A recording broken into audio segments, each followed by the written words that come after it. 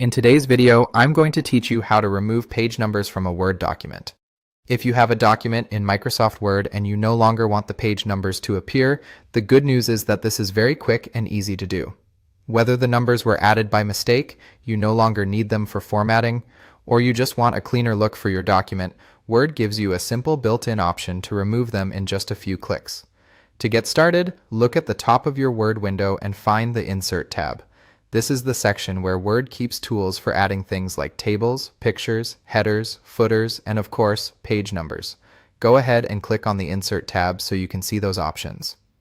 Once you are in the Insert menu, look for the Page Number option. Depending on your version of Microsoft Word, this may appear in the Header and Footer section of the ribbon. Click on Page Number to open the drop-down menu.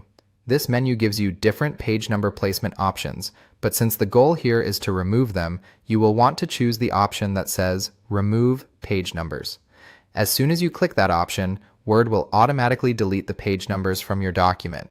In most cases, they will disappear right away from every page where they were being displayed. This saves you from having to manually delete each number one by one, which is especially helpful if your document has multiple pages. If you do not see the change immediately, give it a second and make sure you selected the correct option from the menu.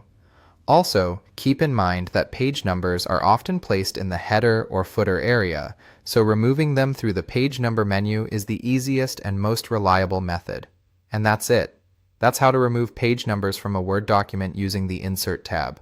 It's a simple process, but it can make a big difference when you're adjusting the layout or final appearance of your file.